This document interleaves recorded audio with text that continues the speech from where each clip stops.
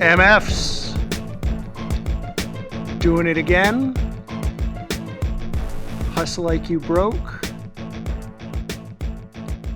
Recording today, August 20. Expect to be airing next week. Appreciate all the love and support we've been getting recently and just excited to be with you as I frankly don't have a whole lot else going on these days. And what else is new? State of the world, still fucked. By the time we air, we should be hearing about what came back out of the DNC convention that just is wrapping up today on date of taping. Hoping our Democratic nominee has something illuminating to add to the conversation. Frankly, more impressed by LeBron James, of all people. With his modified MAGA hat he was sporting the other night, which read, Make America arrest the cops who killed Breonna Taylor. I appreciate the NBA for allowing the players to express themselves in their attire, hats, t-shirts, back of their jerseys, all of that. Very excited for what they are doing in the bubble. Was just talking to today's guest about the little bubble that they are creating in anticipation of recording this year's VMAs. Perhaps that will come back up in today's conversation.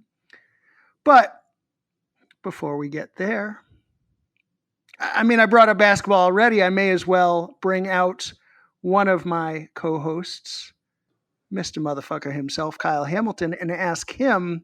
Lakers. Can y'all contain Damian Lillard? He went off the other night. He has been killing it leading up to these playoffs.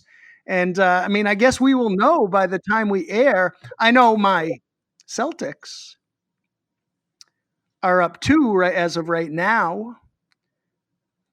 Handed the Sixers their ass yesterday. But are your Lakers going to make a run? What do you think? I think the East is stronger than the West right now. You tell me. The East is never stronger than the West, first of all. Secondly, we took an L the other day. Damian Lillard shot a 36-foot free throw. And he's on fire right now. But we contained him because he only scored, 30 points that game? Versus the 50 he scored the other night. But nonetheless, we're going to shut him down. Let him get game 1. It's cool. It's a 7-game series. Lakers will be okay. Everybody it just goes back to everything, People say the Lakers are number 1 seed, but they're soft still. We just got to get used to this bubble. Got to get used to the fraudulent crowds. Just, they should have took all that stuff out. It should just be playing. It's good for us at home because it almost feels like it's not a non-regular game because of all the things they piping through the audience. Through the speakers, i.e. audience, the DJ breaks, the stomping, everything, the fake crowd, the cheers. But let's just keep it real. There's nobody in there. So they're playing with intensity that I didn't think they could have. But Damian Lillard, he got off. But again, they're number 8 for a reason. That may be true. But couple of corrections here. First of all, Damian Lillard didn't hit 50 points in one game. He went for 160 over the last 3 leading up to these playoffs. I think one of them games he hit 50. He did something crazy. Oh, no, I'm saying he averaged over 50 in those games. Damian Lillard, he's a beast, and you can't take nothing away from him. He's been a monster for a long time. But it's more than one person to take you over the top. So they need to shut that center down. He was the other deciphering factor in the game too. And Lakers just got to be more aggressive on defense. They didn't protect the 3-point line at all, and they really didn't protect the paint. So once they locked down at least one of the 2 or 2 of the 3, they'll be okay. All right. All right. Well, LeBron, if you're listening, you heard it from Kyle. You know what you got to do. He's got faith. I mean, I tend to agree with you that the West is typically stronger than the East, but Celtics are looking great. Bucks. I mean, really, can anybody stop Giannis? Do we really think that he's going to lose? This might be his year. I'm just saying. I don't know. Yeah, it looks good. Day game 1, game 2, game 3. Even how about this? The first round always looks good. Let's get into the second and third. Then we'll talk. Then we can talk. Well, now wait a second. Slow down. Isn't that kind of the problem though? We got a 7-game series. Let's not be looking ahead to the next round yet. Let's talk Well, about I'm this. just saying, you're the one who's busted talking about the Boston Celtics look amazing. Let's see how they get out of the first round. All right. Them some fighting words, motherfucker. I got you. Well, Mhm. by the time we air, you and me, we can have a different conversation, and we'll see where it is. We had the same conversation. I just edit the shit. Motherfucker. Well, I mean, in other sporting news, my hapless Red Sox are on an epic losing streak right now. I'm just hoping that by the time we air, they're not down 12 plus in a row. Shit ain't looking so good in a 60-game season. I just postseason. I don't know. I don't know if that's a thing. I don't. At what point is it possible to be only 4 weeks into a season and already know that the postseason is out of reach? Shit. And speaking of postseason in other sports, like I was talking to our tech support, Sam, earlier, and he mentioned hockey. And I told him straight up, like, some of my best friends are big hockey fans. And I haven't heard a fucking thing about the NHL playoffs this season. So, I mean, shit, I guess that's happening, but fuck if I know. More relevant to me, to us, to our business, and I'm curious, Kyle, your position on this too. What the fuck is wrong with the NFL? Like, what the fuck is wrong with Goodell? As a general, like, I know he's a piece of shit. Of course, as a Pats fan, it's not that I have to think he's a piece of shit. It's that no team has exposed him for being a piece of shit than the Pats. And of course, El Prez, Dave Portnoy from Barstool, over and over again, reminding him that, and reminding the world that he's just a fucking loser. But I mean, come on. Is he just trying to act like dear leader or something and just hands off? Oh, we're gonna let the teams figure it out for themselves. And Raiders have come out, your Raiders, Kyle, and said no fans in the stands this season. Yeah, because we play in a dome. If I mean, if there was an open air, like for instance, I bought Chargers season tickets but on the visitor side so I could watch Raider games. So the Chargers are still allowing, I think it's 20% occupancy in their stadium. So hopefully I'll still be able to be the first person to sit in my seats that I purchased. So even if I go to one game or two game, whatever, well, it would probably just be the one game, which is toward the end of the year. Nonetheless, if it's an open air facility, they'll let you rock out. I mean, I guess, but my Pats are being at least semi responsible, saying no one in the stands for the home games in September, and they're going to take it month to month. Makes sense. I mean, at the end of the day, like I said, people have to practice. I mean, again, everybody's always arguing over these damn masks. Just put on the fucking mask and let's keep it pushing. You know, um, that's all we need to do is wear the masks and be accountable for you. Don't worry about the next man. Make sure you good. And if you good, then the next person will be good. But the fact that people talking about you messing with my rights. Look, it's a right for them not to allow you in their facility if you don't have on a fucking mask. So you contradicting yourself. Put on the damn mask and let's have a good time. I mean, I'm with you 100% on that. And I'll be honest.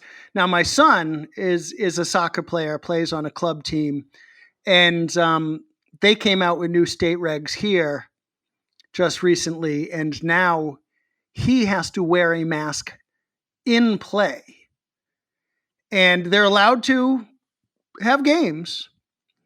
they've changed the regulation slightly. They got to kick the ball in instead of throw the ball in, some dumb shit like that. I get it. They're trying to be safe. But I thought he was going to freak the fuck out about having to wear a mask while he plays. I mean, he's, you know, he needs circumstance. He's like, you know, like most artists, like most athletes, like their mind needs to be right when they take the field. Like little shit can fuck them up. And I was concerned that this was going to fuck him up. He's asthmatic too, so not that that's a thing. Again, we've kind of ruled out that asthma is a cause of the fucking COVID and whatever. But I thought the idea of him wearing a mask was going to freak him the fuck out. And the truth is, he's been cool with it. Like it hasn't been a thing for him yet. I just wish other people could just shut the fuck up and put their masks on and, you know, figure it out. But I mean, but that's the thing. It's the masks and it's also your other thing, Kyle, the fucking hand washing, right? Like I was playing golf with my buddy CJ yesterday. And CJ, you guys all know CJ. He's production manager. He's been one of my closest business associates for 15 years, been out on any number of tours that I've put together. And we play golf once a week. We try to every summer. We were at this course yesterday that was out by where he lives. It's like 75 minutes west of Boston, which, I mean, it looked like fucking Alabama. He lived in like Amityville or some shit. I mean, we were in the middle of fucking nowhere. You drive over the railroad tracks and past the old farm road and the dilapidated buildings, and you come to this beautiful fucking course. But that's all besides the point. So for the first couple of months that we were playing golf, the restriction was you can't go in the clubhouse. They're not serving food, any of that. Well, thank goodness that's changed because I showed up yesterday after this fucking 3-hour drive to the course, and I had to hit the head. So I'm in the bathroom doing what I got to do, and in and out come these, you know, old men doing their thing, washing their hands or not. And that's the fucking thing, right? Like I've been telling my kid for years, like, getting your hand wet is not the same thing as fucking washing it. But these guys 40, 50, 60, 70 years old, they don't wash their fucking hands. And what's to make the first motherfuckers not to wear a mask either? Well, that's what the fuck I'm talking about.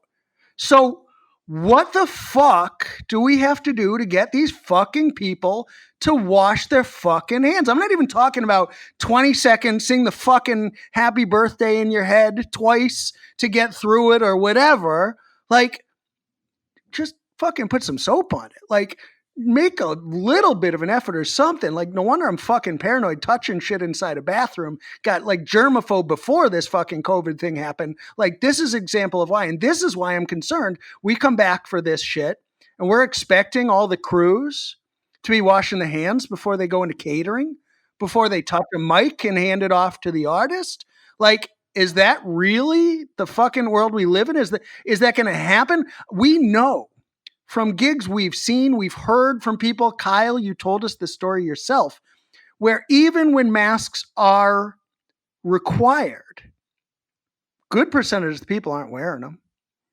And we've seen, as I'm saying, with our own eyes, people that go in and out of the bathroom and don't wash their fucking hands after taking care of their business. Like, forget they touch shit and they need to wash their hands in order to make sure that they're sanitized and not spreading a virus. They don't even wash the hands after they touch their fucking dick. So what the fuck are we supposed to do to trust people and come back for this shit? Start whooping ass. For real, though. You can't hit me. You just pissed. I'm going to beat your ass because you potentially trying to make me sick. Exactly. It's a rough world. Meanwhile, back in the world, a Republican-controlled Senate Intelligence Committee finally released their findings on Russian interference, determining that it did happen, that this shit wasn't a witch hunt, that there was collusion on the Trump campaign, and it didn't even fucking make headlines. Like, that's the fucking world we live in. Like, all of this shit is fucking crazy. Steve Bannon just came out is stealing money from people that were trying to put up money for Trump's fucking stupid ass wall. I mean, why he's even still talking about a wall to Mexico is the only fucking country that'll allow us in right now. And he's still got beef with them. Nowhere else wants us. Anywhere in the world. But anyway, in better news, Senate Minority Leader Chuck Schumer is showing support for the Save Our Stages Act to support independent venues. That's a sign of some positive movement.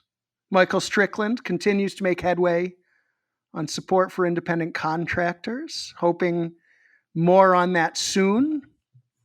We do have this red alert restart situation coming up September 1. We're going to be talking to another guest about that in the near future. Excited to see what comes of that about that. If anybody hasn't heard about that yet, buildings across the country, historic major buildings like Empire State Building, shit like that, are going to be lighting up their entire buildings in red as a show of support for the live event industry, for economic relief for those of us out of support. We can only hope that there is more of that to come. And actually, some really good news for all of us. And I am personally very happy for him. My friend Robert Gibbs, we've all talked about him. We've referenced him. I was just referencing him on a podcast. I hit him on this as soon as I saw the headline. And we had a good laugh the other day because I told the story recently about how Robert Gibbs and my buddy Elliot, the travel agent, and I went out to dinner before a tour some years ago. And Robert told the story about how the travel agent always gets more recognition than the booking agent. Well, Robert was just named the first Black department head at a major music agency. He is the head of contemporary music at ICM. Kudos to him. Proud to say I knew you when. I know you're going to do great things. I think that's a sign of more to come, I hope. We're all about diversity on this program. We've talked about it since day one. It's not just what we stand for, it's who we are. And kudos to him. That being the case, we do have another co-host with us today, Ms. Christine Dallas. How are you, Dallas? I am here. I'm here and excited to talk with my friends. Well, we're glad to have you. I do know, as you said, there is some storminess in your area. I hope you're able to stay with us for the duration. Of course, you live in fucking Miami. What the fuck else is new? It's always stormy there. Easy now. It's just the season. You know, we all have seasons. It's one of our seasons. And no, it was a little stormy this morning. Rained out my little fun parade that I was going to have at the beach this morning. But anyway, you learn to live with it and you embrace the fact that you never have snow. Well, I do get that part. Sad to report that our other co-host, Brother Banks, is not with us today. But on that note, very happy to report we have a tremendous guest with us. Our first drummer on the program. I was going to say our first musician on the program, though I suppose Charm LaDonna, with her new record, qualifies in that respect. But our first member of the band, he is one of the most in-demand drummers on planet Earth. If your name ends in a vowel, odds are he's played with you. Madonna, Rihanna, Lady Gaga, Camila Cabello, J-Lo. Of course, Stevie Wonder doesn't end in a vowel, but I think that deserves some serious accolades. That was pretty good. He is a endorser of Yamaha, Remo, Sabian, and Vader. I hope you can tell us a little about that, because that whole side of the business is something that we have not covered once. And I'd also like to point out, though you just heard his voice, before we bring him on the program, I do understand he has a book coming. It's either out or coming soon. Pop, R&B, and gospel drumming. Please, everybody, welcome to the program, Mr. Chris Johnson. Thank you guys so much for having me. Well, we appreciate you being with us. I hope I got some of your backstory right. Yeah, you did. It's all unbelievably true. Can't really believe it. He sounds so humble. Are you I am saying he's humble, not? Kyle. Are you already fucking with him? Is the gloves coming off 30 seconds in to bringing him out? I mean, for real, Kyle. He's like, thank you for all of my accolades. And yes, that is me. Or am I me? Somebody is me. Let me make you some pancakes.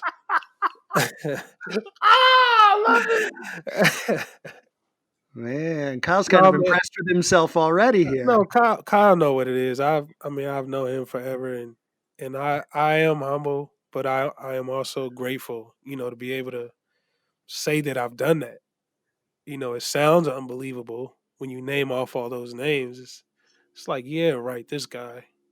But very fortunate and grateful, to be able to have experienced those experiences and look forward to the next ones. Well, ain't that the truth? Looking forward to the next one. I totally appreciate that. But let's start by taking us back to the beginning. Now, I understand actually that you didn't have formal classical training as a drummer or anything like that. So tell us how this happened. Tell us how you started playing drums and tell us a little bit about your journey to where you are today. The streets taught me. No, I'm just joking. Um, Church, the total opposite of the streets. My father was a pastor in LA, was because he is deceased now. But yeah, I grew up in LA, in the church scene. My mom was the choir director, so I got it on both sides. She wouldn't let me slide with any of the rigmarole from drums. I had to be, spot on. Something like what it's supposed to be now, like with playing with a band. I have to be spot on. You know, um, I just played what I heard. Drummers like Joe Smith, Marvin McQuitty, Calvin Napper, um, Jeff Lowe Davis, um, all these guys. And wow, just thinking about it, three of those that I named have left us. Um, but those were the only drummers that I could actually listen to with the strictness of my parents listening to gospel music only. And I just played what I heard. And if it felt good and it sounded good, I gravitated toward it and kind of studied that. I didn't get a lot of practice time, study time to myself. It was more on like, during church services or, you know, between periods at school, I would hop on the drum set and kind of like work some things out or replay, some things I heard from a record or whatnot. But yeah, it just came naturally to me. Drums did. All the other instruments they just seem too difficult. It's too many keys. It's too many variables. You got to do too much to play keys and guitar. Bass, maybe I could pick up bass, but just the time that it takes, to work on your craft. Um, 10,000 hours. I don't have 10,000 hours to spend on bass right now, but again, just drums. I just gravitated to it. It held a certain type of responsibility, and being in a band setting, you know, everyone says it, from my mom at church all the way to Stevie Wonder. Drums are the driving force of the band. So without a good drummer, it's pretty much all for naught. So let's concentrate on the things you can control. Like do the things that you know how to do those good, perfect those, and then we can move on to the next. So my start was basically just on the job training.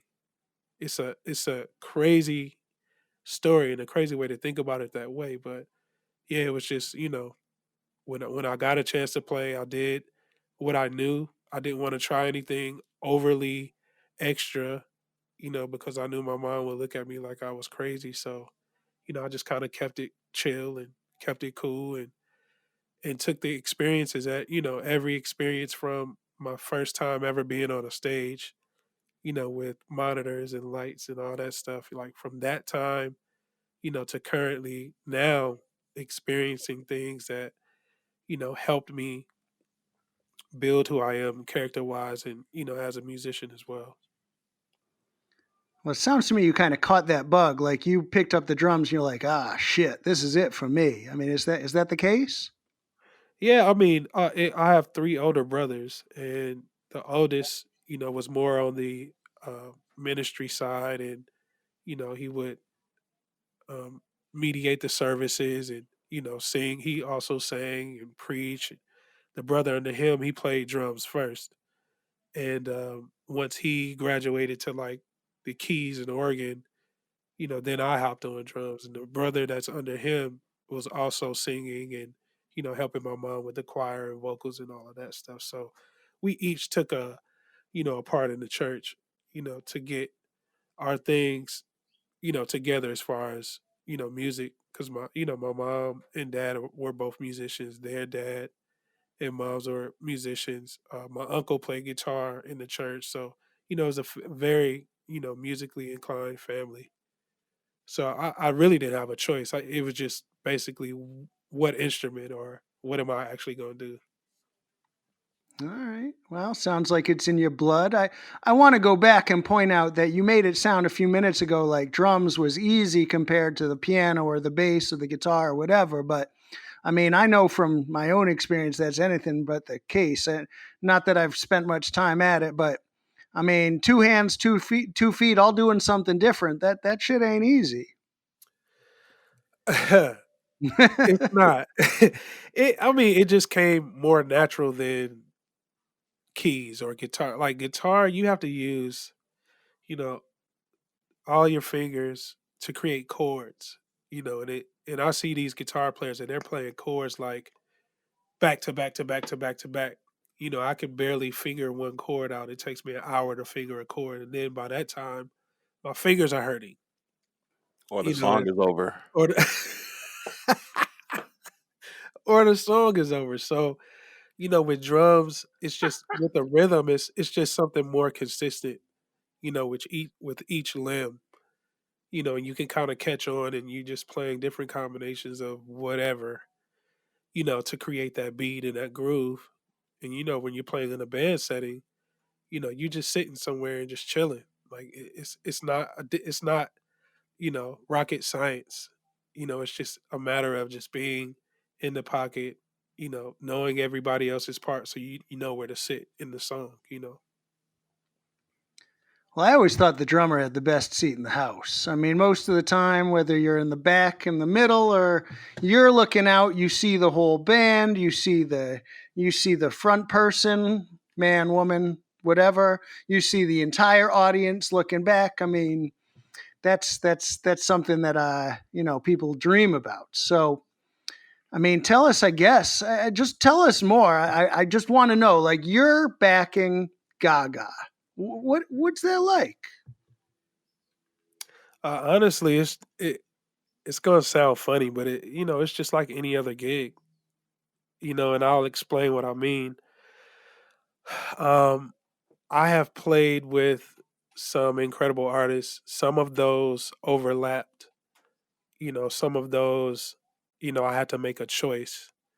Um, in making those choices, I had to consider two things: myself and my family. So, um, when I got called for the Lady Gaga gig, it was like, all right, cool, another opportunity to make some more money for my family. Just basically setting us up in a better position than we are now. So I have learned over the years to detach like the excitement of a gig and the person, to the business side and the aspect of it that actually matters. Every gig I've ever played, I've heard we're family. And I'm sure you guys have heard that as well. But you don't necessarily get treated as Not a family family. member, you know. No, I understand what family means. It just means um, I care about you enough so you can give me what I need from you, basically. And that's playing drums on stage. So, when out of all these artists I've played for, when the pandemic hit, um, one unnamed artist reached out. And actually, that's not true. No artist reached out. One manager reached out from a camp.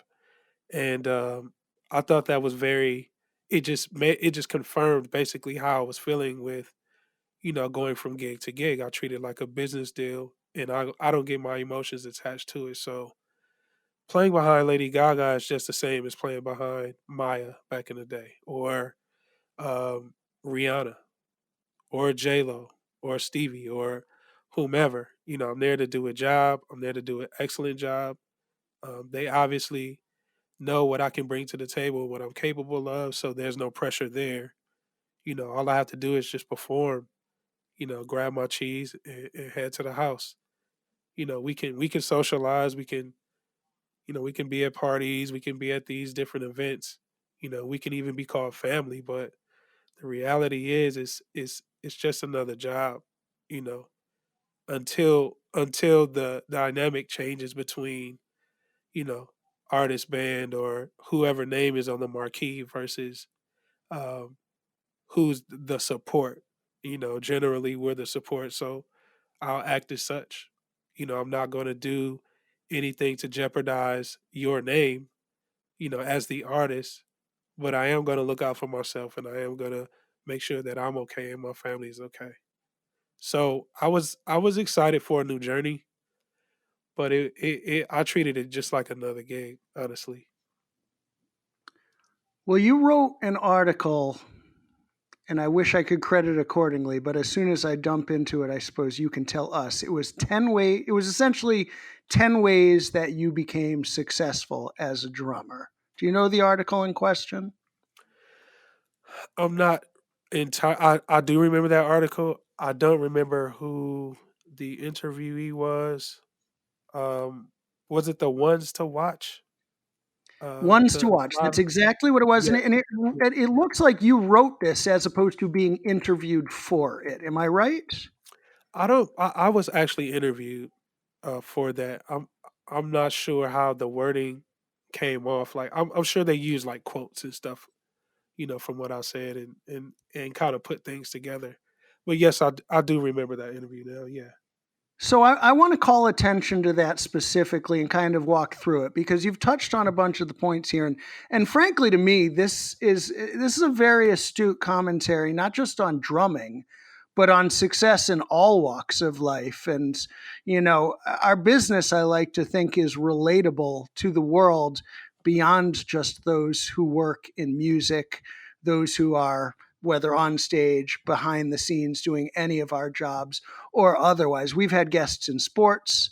We're looking forward to bringing up guests in film and television and other avenues, other areas, other mediums to show just the overlap in what we're doing. But I actually think this is an exceptional interview, as it turns out.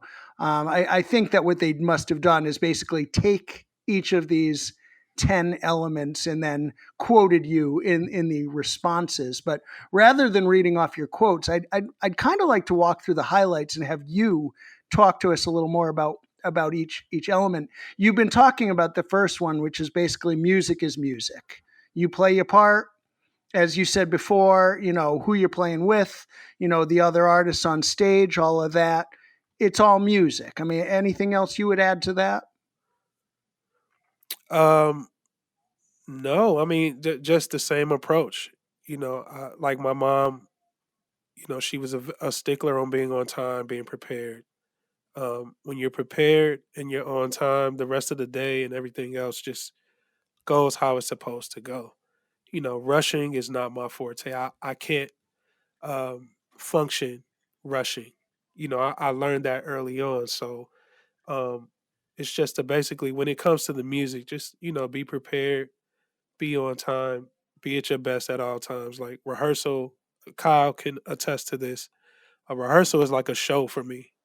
Like there's no, um, I'm not taking it easy because of rehearsal. I'm performing each time that I sit down. So I think it's important to recognize that as well. Outside of the business, music is music, and it's not difficult. Pick your part, play that part, and be cool with playing that part. Because it's not really about us as individuals. It's about the band supporting a particular artist. There it is. That broader theme of know your role, as the Patriots would say. Do your job. Absolutely. Be a So rental. what's that now? I said we just rentals out here. They just renting us for the time being. Be That's a very good Well, true. rental. okay, but that actually plays perfectly into number two on this list, Chris's list of 10 ways. The second one is set yourself apart stylistically. Now I like that because that implies being more than just a rental, or as a rental, still being yourself and doing it, do your thing, and tell us more. What does that mean to you, Chris? Please. Style. I mean, that's a lot of different things. Your style. Like, just imagine this: a bunch of great drummers playing on a kit that sounds terrible. Okay, so my style in particular, I like open sounding drums. I like big sounding drums. I like them tuned, not even perfect, but just good enough for the room, to give the engineers something to work with. I don't like a lot of reverbs. I like the naturalness of the drum, and that's how I like my drums to sound. So stylistically, I'm starting there. I want it to be bearable when I play. I want you to be able to take it, because if my drums don't sound good, it's going to be harder to understand, the other part of the style. The second part of that is more like treating the song like it's a ramp, like an on ramp on the freeway. Just imagine trying to drive um, a car up a flight of steps, right? Like the rocky steps in Philly. Let's get a car to drive up, a flight of steps. I mean, I think some people, when they approach a song or an arrangement, they approach it, with what's the end. The ending part is where I want to get off, or let me pick my spots to get off. It's like, no, let's take it gradual, like a ramp. Like it's harder to get up a ramp when there are stairs, like you're trying to skip certain aspects of the music versus just taking the ramp, at a moderate speed. And when you get to the end, you get to the end. Like taking it in doses. Like don't rush, don't overkill, don't overthink it. Take your time. That's a part of my style as well. And adding a little something, play the record, but stylistically add something that won't take away from the groove and that will accentuate what the artist is doing. Maybe like a vocal part, or if the keyboard player is playing the lead line and it has, a part that, you would want to accentuate with a cymbal swell or a splash cymbal or whatever. Those little small intricate things can make, the song feel differently. Not to overkill it, just enough. Like don't give it too much, just give it a little bit. All right. Now, these next couple seem self explanatory, so you can add to them or not. But number three was touring is a business. And we that's what this podcast is all about. It's all about the business of touring, the various roles within it. I think it's pretty obvious. Artists are in the business of making money. Our job is to support them in some form or fashion. Sometimes we fit into a particular artist's vision, sometimes we don't. In sports, they say, it's a business. You might fit into the offensive scheme one year and then not the next. And that's just how it goes. And I would think that that's, again, fairly self explanatory. But anything you care to add there? Before you answer that, Chris, I've got a question, Matt. Since we do have Chris on the line, uh, incredible drummer. How would you pay him? What do you think his salary should be? Because you always penny pinching. I since you're just trying to bust my balls, I suppose the answer would be $1 more than you. Wow. Well, I'll Okay. I'll take that one then. I know Kyle's lifestyle. I know exactly what Kyle does, what he likes, and I know what he likes it's an expensive taste. We both share the same favorite Indian restaurant in London. It's not a cheap place. I know what's up. I know what's up with Kyle, so I'll take $1 more than Kyle. I'm not mad at that at all. Not for real.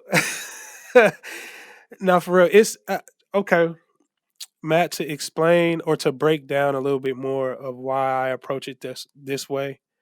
Kyle can remember this. Diamonds World Tour.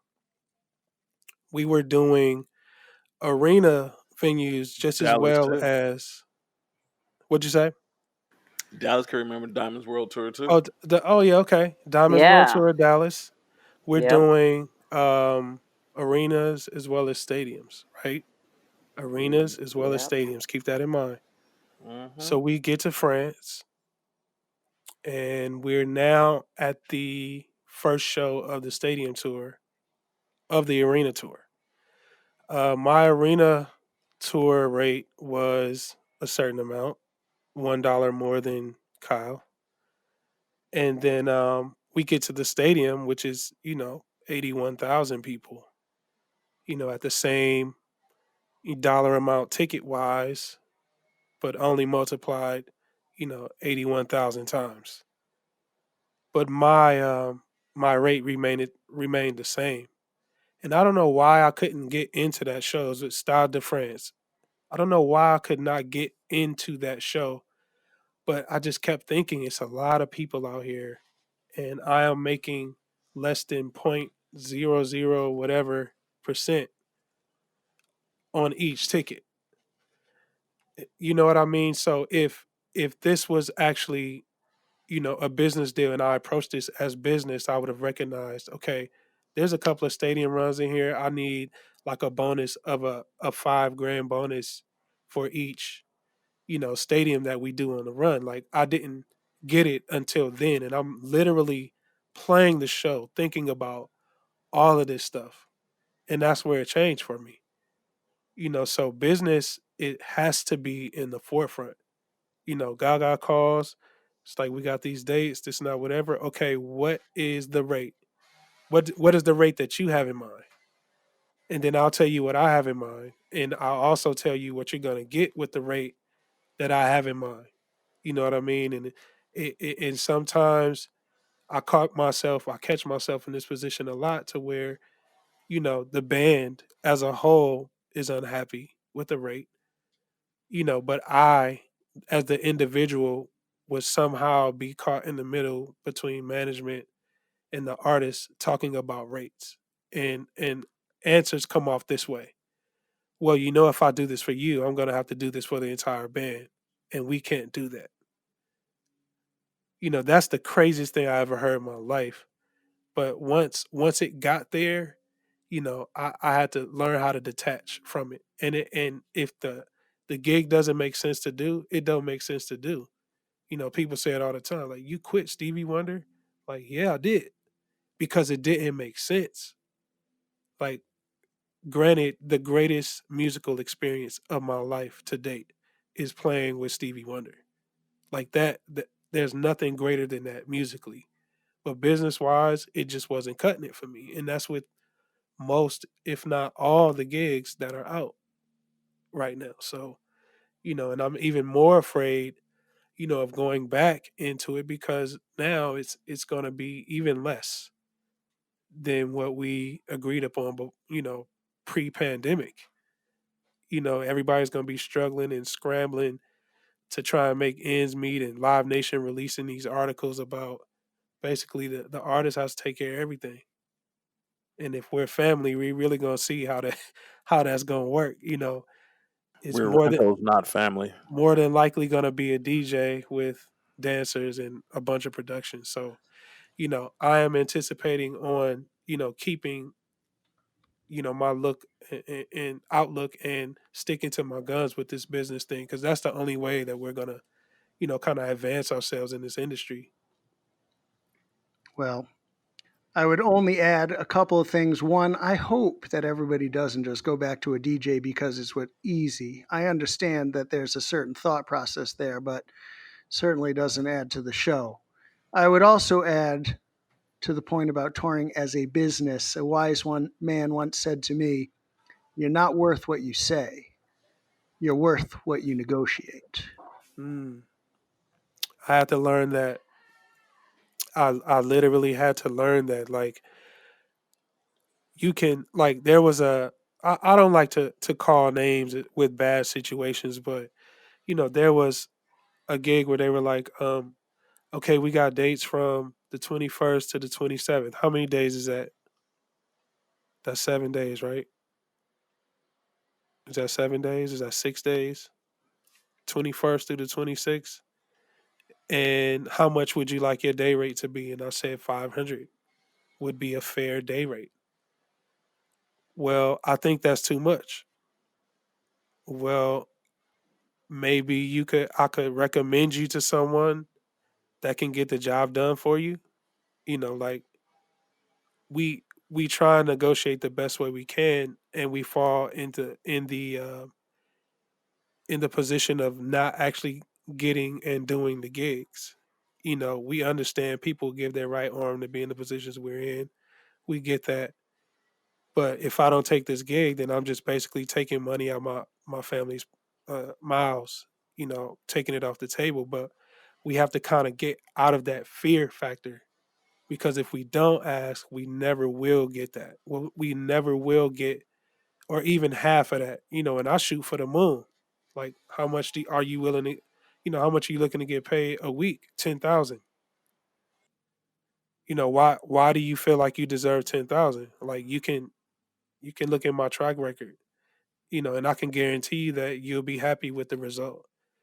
After at the end of every week, my name is so clean that it's like a police record. I don't have one.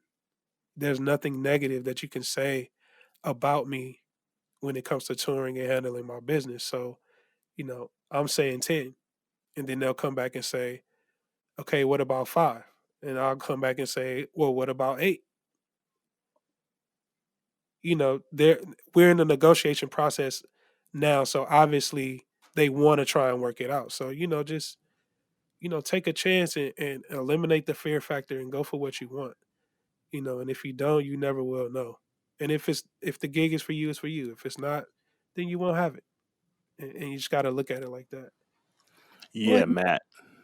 nah, I mean, you got to be willing to walk away, Kyle. If I offer you less than you want, just say no. I mean, I'll walk away. I don't have a problem walking away. I mean, I've it is been what from a few situations that you know of. I get that, and I respect that. I mean, we all got jobs to do, and I mean, I'm not just saying about you It's and me. not even a job. It's not to cut you off. It's about it has to make sense for my family. 100%. I'm leaving again. What we do that we love gives our families the comforts that they embrace. And if I have to sacrifice my time with my family so that my son can go to the best schools and have the nicest homes and blah blah blah, you know, you got to pay me because the artist is getting theirs. They live in a lovely, lavish lifestyle. Why shouldn't I live a portion of that? And I'm the extension of what they do to keep them making this kind of money. Exactly. So, I mean, I'm not saying that we're the only ones that make them do what they do, but we are definitely an extension of that. So if they have a show that sounds terrible, what do the people say? Such and such sounds terrible. I'm never going to go see another show. And when they sound incredible, such and such sound incredible. I can't wait to go to all their shows. So at the end of the day, you are an extension of them having more and more dates, or you could be one that make them not want to be seen again. So you hold, and even with the band, Let that drummer be off. Let that groove not be there. It throws the whole song off. It doesn't feel right. So you can't make all the money and give your supporting cast nothing and then expect them to come to work every day. Hey, how you doing? I miss my kids. Hey, how you doing? I miss my wife. How are you doing? Shit, I just bought a 98-foot yacht, a 256 seater private plane, and put on this shit in your face, and you have to rent. You can't own no shit. So yeah, we got to get ours too. Well, I mean, of course I agree with you, No, but you don't. no, I do. Of course I do. But it's like I said, it's not what you say. It's what you negotiate, Oh, agreed. and I'm with you. I agree with you that you got to be able to walk away when it's not right. The flip side to my philosophy on what you negotiate is if you always take less than what you want, then you're definitely not worth what you say because you're worth what you're always taking, which This is is true. that's But that is your choice. That's on you.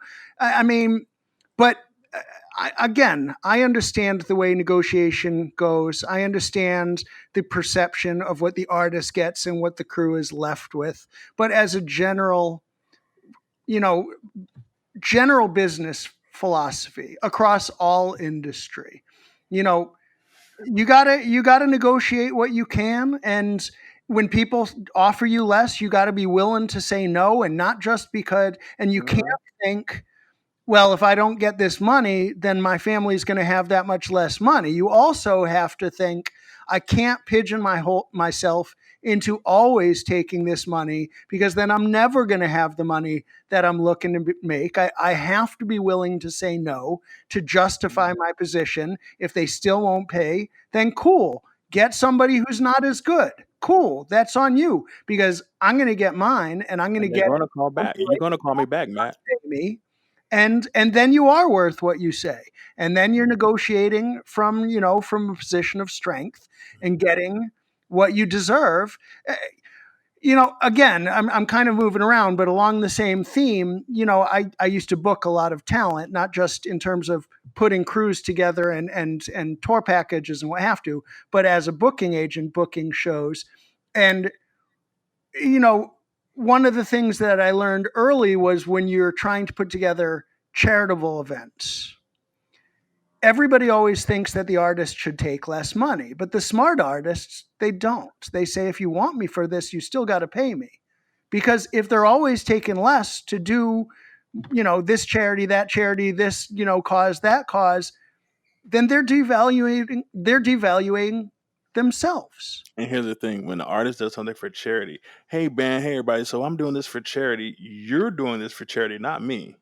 So don't hit me with that charity. Just pay me my normal situation, and we be good. I don't want to hear your charitable cause Man, because don't you're get me already started. a multi-millionaire, a multiple millionaire. We're on the ascent to becoming millionaires. Except you, Matt, because you live on an island, of course. But nonetheless, since we're on the ascent to being that millionaire, don't tell me it's for charity. I don't care what you're doing. Pay me my money.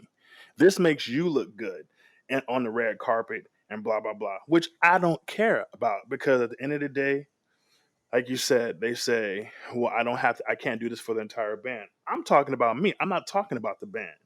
I'm not talking about the lighting crew. Chris isn't talking about the background singer. He's not talking about the keyboard player. He's talking about him and his family. And again, all deals are, and we all sign these NDAs per se. So that's per that's per you. Don't talk to me about the whole. The whole comes together once we do the production. At the end of the day, I get a check. My check doesn't hit my account, your account, Chris's account, everybody else. It's my account. It affects my family. So don't talk to me about what the rest of the band is doing. I speak for Kyle T. Chris speaks for Chris Johnson. Matt speaks for whatever artist he's working for.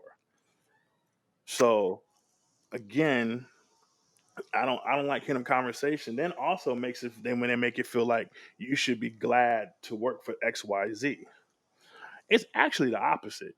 They should be glad to have people of our caliber behind them to make sure that their production goes off without a hitch and to know that their production gives them peace of mind. When an artist doesn't have to sound check because they know their front of house monitor and band is going to be on point, that gives them more time to get their mind self show ready so they can come out there and do a kick-ass performance for the 15, 20,000 people on any given night. If he or she has to wonder if, I wonder if my dancers are going to be on, I want the drummers going to be on the one today, or is he going to be on the one end? You know, these situations give them peace of mind so they can go and be the beast that they are. But if they think about everything else but what they're supposed to be doing, it messes up the whole situation. Well, I'm only going to say to that I think it's actually both. That those of us who are working in service of the artist, as BNC Party work in service of the artist, should aspire to be proud to be working with and for that artist, and vice versa. That the artist should also aspire to be proud of the people that make their lives easier and make them look better and sound better and play better and all of those things. But Kyle, with respect, I mean, this is Chris's interview, so I'd rather hear from him a little more if you don't mind. So we're just going to move on, 1,000 pardons. motherfucker. So next in the 10 ways, I like that we're going through this. It definitely sparks some interesting conversation here. Number 4, keep learning, evolving, and practicing. I think that's pretty obvious. I'm just going to move on to 5, which is similar. Rehearse enough. Actually, I like this. Rehearse enough to enjoy the show. What do you say to that, Chris? I mean, I think that's smart, but tell us a little more about that.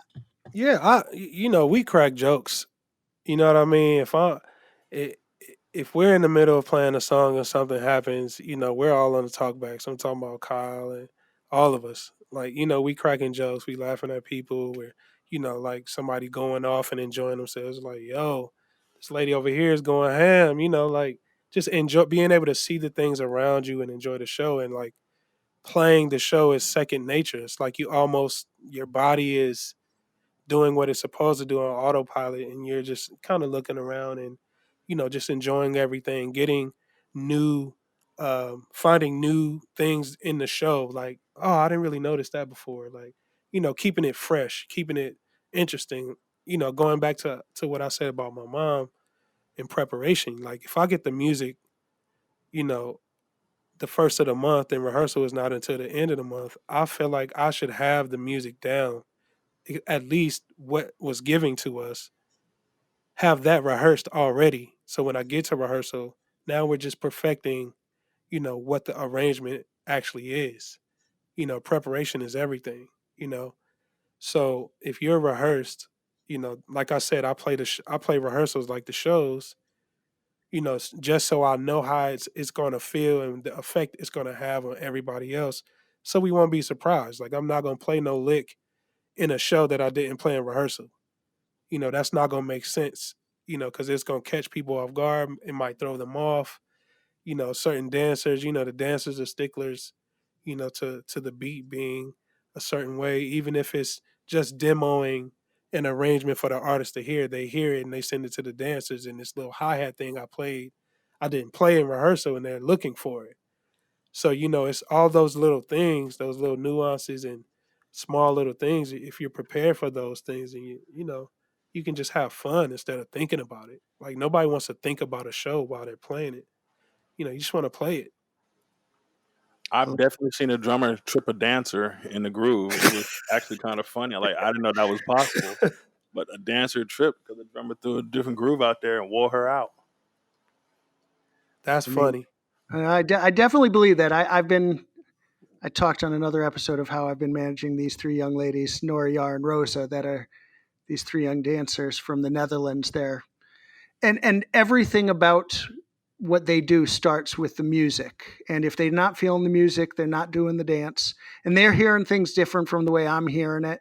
And exactly to your point there, they have to feel that music in order to be able to do the routine the way they know to do the routine, the way they feel that routine. And they hear nuance and things that I don't hear. And if it's different from what they're thinking it is or what it should be or what they're looking for, they might not be feeling it. And to me, that difference might be imperceptible, but it means everything to them.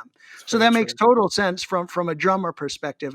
And also, we talk about the commonalities with athletes, and I kept thinking that the phrase that was in my mind the whole time you were explaining that was muscle memory.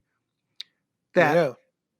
right, like you're training your muscles, your body, your mind to be prepared for that sequence in that scenario, to do it just from muscle memory. And by being able to do that, it makes you more relaxed. You're not trying to learn it in the moment, you're just prepared to do it, and therefore able to appreciate it and enjoy the moment. That's basically what it is. So, moving on then, number 6, just be yourself. I think that's fairly self explanatory. Number 7, I like take advantage of modern opportunities. Tell us about that. Of modern opportunities. That's the way it's written. Take advantage of modern opportunities. And the explanation that was provided to me in summary by our tech support, who summarizes these things for me in advance. I won't lie. It's not that I'm doing it on the fly. He It's all basically good. said, educate. You have a team. Exactly. He said, educate yourself with all available platforms so you're ready to handle all aspects of the job. Yes. Okay. I know what that means now. Now with drumming today, there's a bunch of electronics and things involved. With the playing, triggers, the sounds from the records, Rihanna, J Lo, Gaga, maybe not Stevie Wonder or Patti LaBelle or any of those type of artists, but the modern day music, the trap music. You got most of the R&B now is electronic. It's not a lot of live elements in, so sneaking in the live stuff within the electronics makes the artist feels like it's more of the record being played. That's what they want to hear anyway. But yeah, you gotta be savvy with electronics. Yamaha has a nice um, system, a Roland. You can always go with Roland, a Kai, Drum Cat from back in the day. Like all of these, nice samplers and controllers, and you know, multi 12 pad from Yamaha. Like I like those. I like they're easy to use. They don't hurt as much on your hands as you're playing them. You gotta kind of adjust between the live and the electronic, velocity and striking, like when you're striking it. So it's um it's very important to have those modern feels and everything to your playing for sure. And I'm sure that goes for keyboard players and everybody else too. And anybody who works in technology and in any industry, which we've talked about at length as the concert industry becomes increasingly a technology industry. Yeah. So, number 8, again, self explanatory, though we talk about this a lot on this podcast. Take care of your health. It seems self-explanatory. You can certainly explain it, but I mean, we talk about mental health, we talk about physical health, we talk about the importance of really just, as Kyle says, finding balance, and I think that speaks for itself, especially when you are away from home on the road and Yeah. what have you. So I will also then move on to number 9, be adaptive. So tell us a little about being adaptive. The shortest answer is, every camp is different. You don't usually have to adapt to certain things if it's always running the same way. Like different management teams, different production teams, different artists, different A parties, different B parties, some B parties, the dancers are involved in the B party, riding the same buses, as other people. You have to act like, you've been there before. Like nothing shaking you or phasing you from doing what you're there to do, and that's to, perform. Being able to adjust on the fly, like something that you're not used to, you know, get used to it. And if you don't like it, or if there's something that you would like to say, then say it. be able to have the freedom to say what you want, and when you sign that contract and you agree to the terms, that's basically it. So just do the best you can, adapt the best you can, and keep yourself prepared for something new. Like, because anything could change at any moment.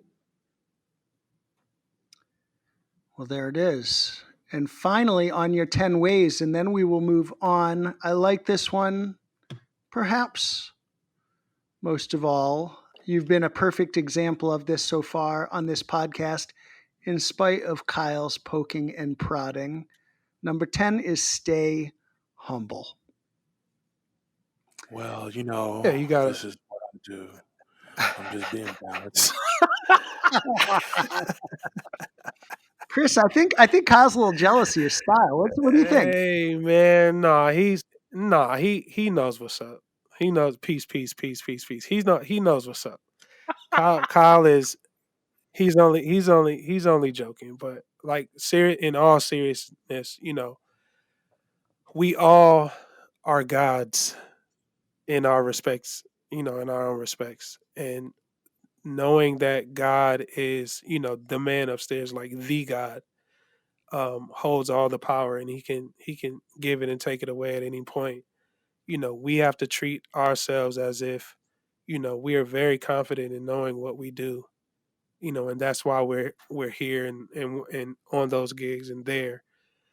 It is important to also know where your help comes from, know where your power comes from, know where um, you can channel that energy at any point in time, where you're not feeling your best that day, but you know that there's something above you that has the power to change those things. And that's what keeps me humble.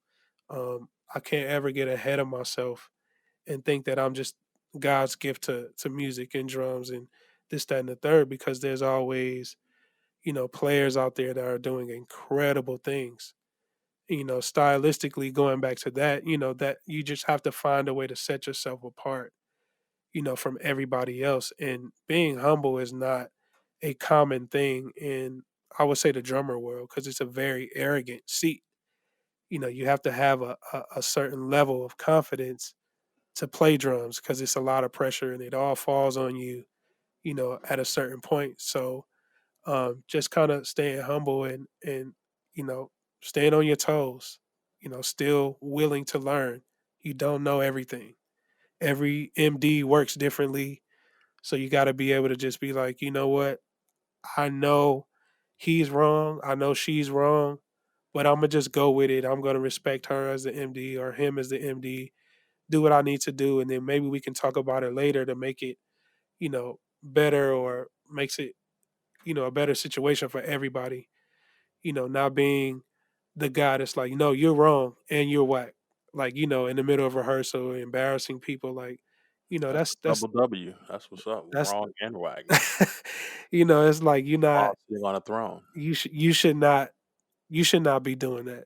And you should not be doing that. You should have, enough, to just say, you know what, I can wait, or I can deal with this. This is nothing. Like, this is so minor to the overall goal of what and why we're here. Like, what, we don't have to actually go there. I'm gonna just chill. I'm gonna just chill. So keeping it fresh, keeping it funky, willing to learn more, all of those things will help in the, humility factor. Just stay humble. There's no other way to say it. I'm just grateful and appreciative to everything and everyone, that's even helped me to get to where I am today. All artists individually, musicians, bands alike. I love, just learning and playing new things, and I think that's what's gonna keep it fresh. That's what's gonna keep it, humble. Like, I'm very aware of what I can bring to the table, but also very aware that it could be taken away at any given time. So that's my philosophy on that.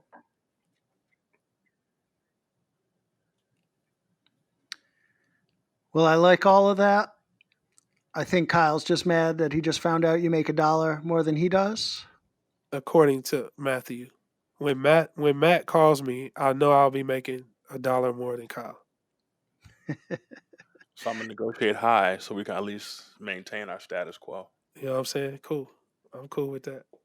So, couple more questions for you, Chris, before we get you out of here. Yes, I sir. mentioned your brand endorsements before: Yamaha, Remo, Sabian, and Vader. I hope I got that right. Yep. To our young listeners out there, any general guidance or suggestion you have for them to tell them how you position yourself to attain these endorsements or what they can do to get endorsements? All right, we keeping it real. Yeah. Of Okay. course, All nothing right. but. First, you have to figure out if this is even what you're supposed to be doing. Um, there are thousands, maybe hundreds of thousands of musicians out there that are trying to get support and endorsements from these companies that honestly don't really need you to play their product or to represent their company because they have so many other, things that support them better than you doing a tour and them supporting you. So the example is with drummers, just off the cuff, you have all the universities across the board. They have Yamaha drums or Pearl Remo heads. So the the revenue coming in from the universities and the schools and marching bands and orchestras are way more than the pop world and the world that we come from. So getting an endorsement is not the easiest thing, especially right now in this day, because there's so many things and so many people that have kind of messed it up over the years. I think the first step is actually, you know, am I supposed to be doing this? And if I am supposed to be doing this, I will invest in my own career, meaning I'm not just looking for free shit. I have to invest in it. So I have to go out and purchase these snare drums and purchase these heads and cymbals to see what I actually like to develop my sound. Some people sounds develop on somebody else's dime. If everybody sent me everything that I've ever gotten, they established my sound. I didn't establish my sound. So setting yourself apart, it goes back into setting yourself apart stylistically.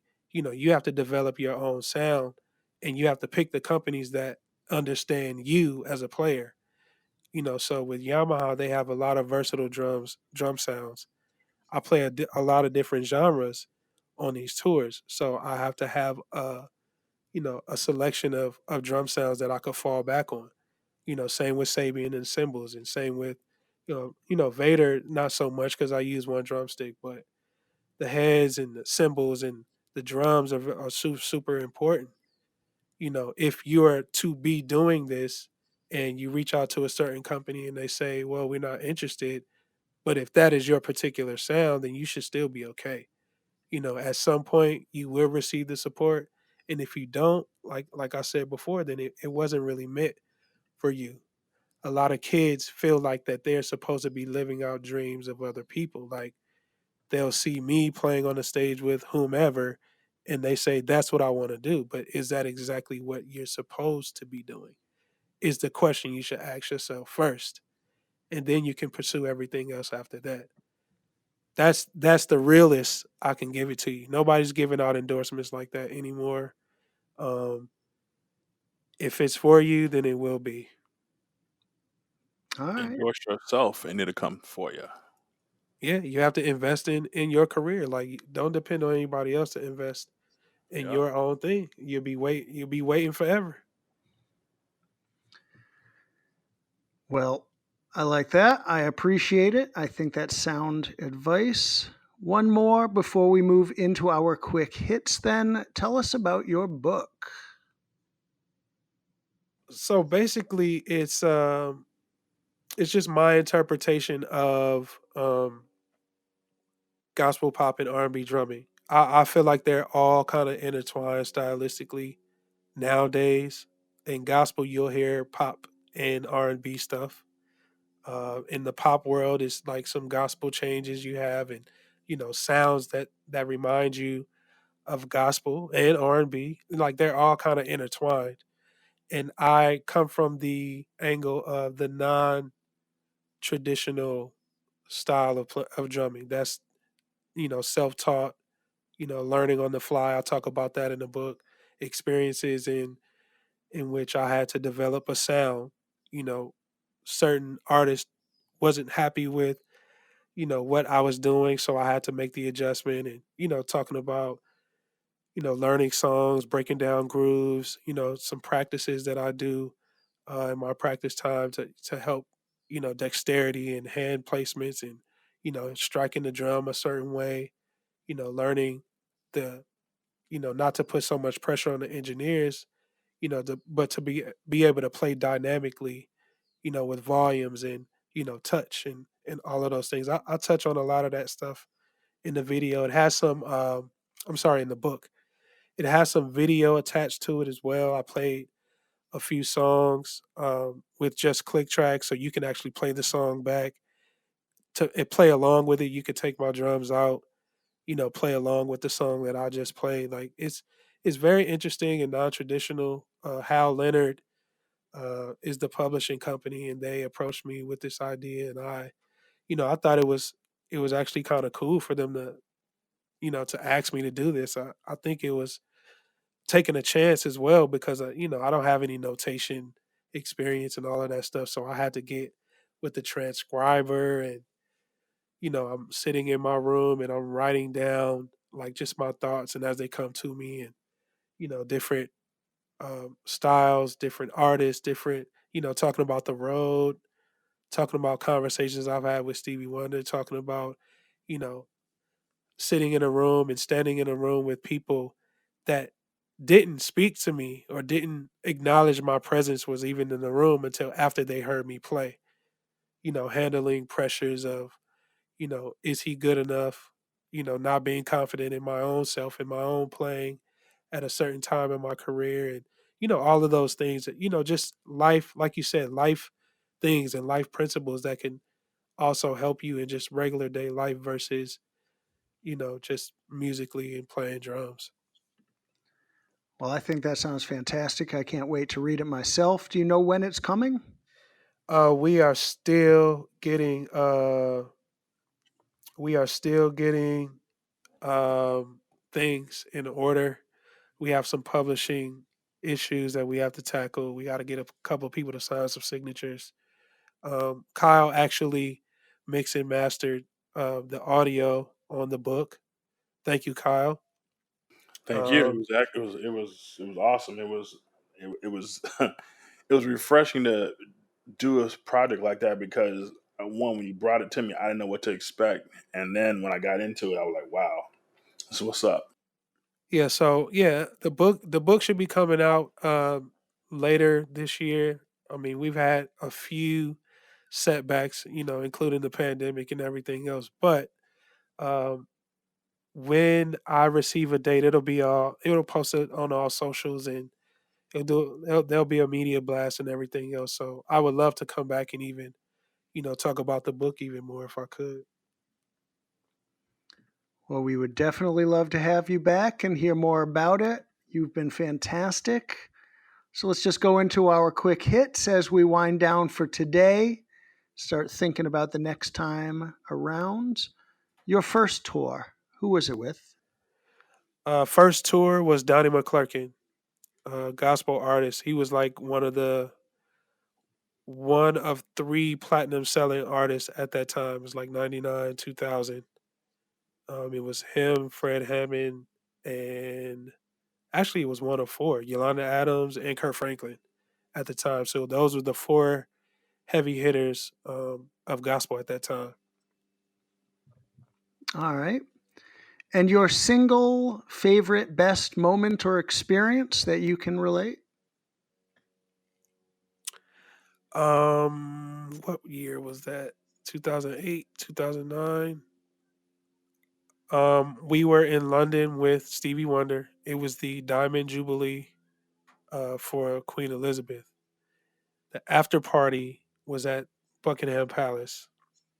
Went to the after party, walk in the party, and the first thing I see is Stevie Wonder, Paul McCartney, Grace Jones, Tom Jones, and oh my God, Elton John. They were all standing in a circle at a party, just like having fun, like laughing, conversation.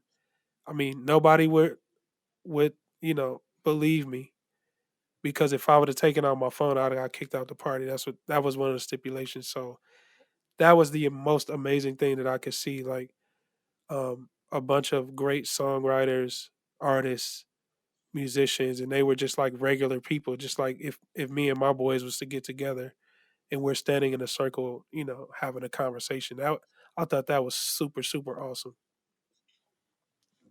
I like that. I like that a lot. So, this is my favorite question that we ask everybody. If there is any one thing about the industry you'd like us to do better, what is it? I would say listen. I would say listen because sometimes we get stuck in a traditional way of doing things, especially like management. Listen to your artists. Listen to uh, the people that are working for your artist. Listen to management. Listen to production. Take note. Like not even with the monetary thing. Like we can talk about that all day. I don't anticipate that on changing. We just have to move a certain way. But like that song does not work for this section of the show, or this song is too long, or you know maybe when you record songs in the studio at a certain key and the energy is set at that and the frequency is set at that certain point to where it makes people feel a certain way. Maybe we should not drop the key down for live because it's going to create a different energy. Certain things like that affects how things work. Maybe can listen more, just pay attention more, like be more apt to doing things differently versus continuing to do things the same. Well, I like everything you're saying to us, Chris. So, on that note, any shout outs or parting shots? Um, Honestly, just with the nature and the state of the world right now, I really want to shout out family. I want to shout out my wife, my kids, my mom, my immediate family, my brothers, for being so patient and understanding, with me, and I'll say us generally because our job takes us away from our family. Like I'm gonna have to leave my family in about 30 minutes for a week. The first time ever since the pandemic. So, it's going to be different. The routines and everything that we've developed, are going to be kind of shaken up right now. But I appreciate my family and the patience that they have. Um, Shout out to everybody that struggles with mental health. Um, there are ways to win. Everything is not a loss. There's efforts that needs to be taken toward mental health. I would say seek the help and get it. Like, don't be ashamed. There's nothing wrong with struggling mentally, in times like these, anxiety and things of that nature. Don't be afraid. Don't be ashamed. Get the help. You're not in this fight alone. We all struggle with it. I can say that I do, but I I've learned over the course of time that, you have to do things differently in order to get a different result from what the normal was. So shout out to you guys. Shout out to the engineers. Shout out to the my fellow musicians and bandmates. I love creating and playing with you guys on stage. It helps me, cope with certain things that go on in my life and through the daily. Shout out to my kids. My constant inspiration uh, for me doing this. And that's it pretty much. Go vote. vote in these local elections. I'm not worried about the presidential election so much. It's these judges and these council members and uh, police chiefs and all of these guys that we need to be voting on and researching. Let's get out there and make our voice heard. The police brutality and racial inequality is more recognized now during this pandemic because everybody's at home. So let's do our part and do what we need to do to get involved to create change. It's not going to come overnight, so don't get discouraged. You know, keep your head up high, keep your mental straight, handle your business, and you only got one life, so live it to the fullest of its potential. Well, there it is. Shout out to you, Chris Johnson, great drummer, great philosopher, great human being. We appreciate you being with us. I love everything you had to say today. I would only amend one thing. I, for one, am concerned about this presidential election. So please, God, every one of you, vote. To Chris's point, vote local as well as national. Just vote. And as I say every week, wear a fucking mask. Makes a difference. And wash your hands. Wash it, just Even soap if you're in just water. going out on the even if you're going out on the golf course, I'm just saying, just wash your fucking hands. It's not so complicated. Even my 10-year-old gets it now. So shout out to our fans, our listeners. Shout out to everyone out there struggling. Again, Chris, you hit on so much. You were great. I can't wait to have you back and talk more about your book. See if we can't get you $2 more than Kyle. I'm just saying. I'm just throwing it. 1.5 would be good. $1.5. Keep going, because I'm going to go up too. Man, well, I mean, Chris, you might have to have a conversation with Kyle. You don't want him pricing you out of the game. Again, here it is. Negotiation, only what you negotiate. No, Between me and you. Kyle T is high post, so I know it's going to be high. I'm good. There it is. Well, Chris Johnson, again, it's been a pleasure.